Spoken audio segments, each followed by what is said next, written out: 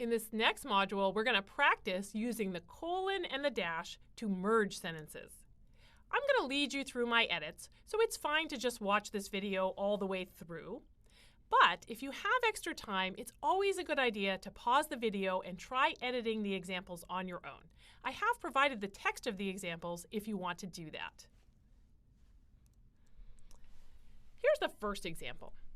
It says, evidence-based medicine teaches clinicians the practical application of clinical epidemiology as needed to address specific problems of specific patients. It guides clinicians on how to find the best evidence relevant to a specific problem, how to assess the quality of that evidence, and perhaps most difficult, how to decide if the evidence applies to a specific patient. Okay, hopefully, as I'm reading that out loud, you noticed the repetition. There's a lot of repetition here. There's a lot of wordiness.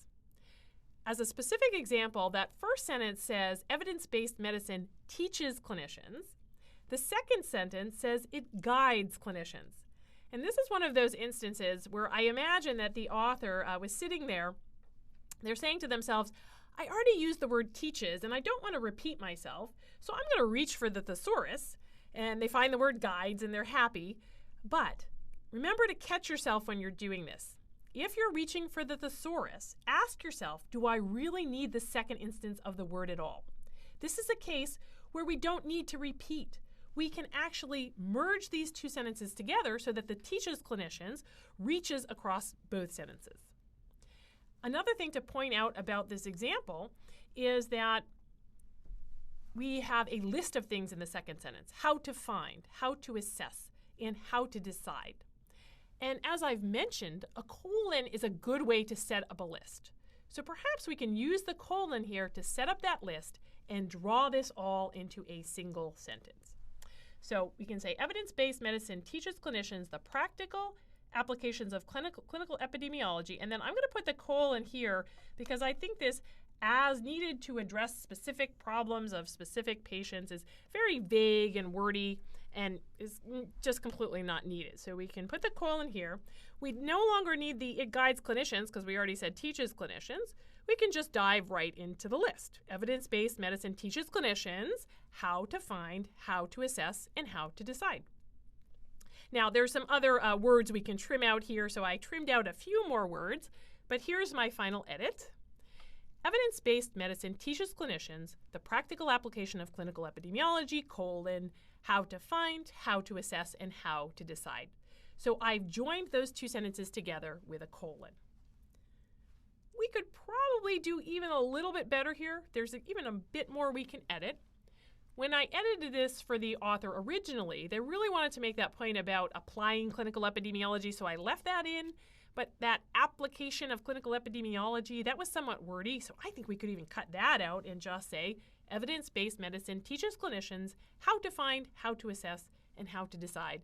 And notice, now you don't even need the colon to set up the list. Okay, one more example. Now we're going to use the dash to bring sentences together. So this one reads, finally, the lessons of clinical epidemiology are not meant to be limited to academic physician epidemiologists who sometimes have more interest in analyzing data than caring for patients. Clinical epidemiology holds the promise of providing clinicians with the tools necessary to improve the outcomes of their patients. As I'm reading that, hopefully you notice some of this wordiness. I hope you also notice that we've got this kind of long clause, descriptive clause, thrown in there, who sometimes have more interest in analyzing data than caring for patients. And this is an instance where we could probably set off that long descriptive clause with dashes, and we could just connect the first and the second sentence. So that's what I'm going to do here. There wasn't a great transition between the first and the second sentence, so using dashes here will also solve that problem. So what I'm going to do is I am going to just put all of that descriptive clause between two dashes. So we get, finally, the lessons of clinical epidemiology, and then we get some wordiness here, are not meant to be limited to. What if we just said the lessons are not limited to, get rid of the meant to be, to academic physician epidemiologists who sometimes have more interest in analyzing data than caring for patients, and then we don't need to repeat clinical epidemiology, so we can get rid of that. The lessons hold the promise of providing. But hold the promise of providing is a really long way to just say provides. So we could substitute just one verb there. And then we get clinicians with the tools necessary. Well, the word necessary is not necessary there. Provide clinicians with the tools to improve the outcomes of their patients. There's actually a shorter way to say that. Instead of saying the outcomes of their patients, we could say their patients' outcomes. And it's just slightly shorter. So we can edit that one down to, finally, clinical epidemiology is not limited to academic physician epidemiologists who are sometimes more interested in analyzing data than caring for patients, but provides clinicians with the tools to improve their patients' outcomes.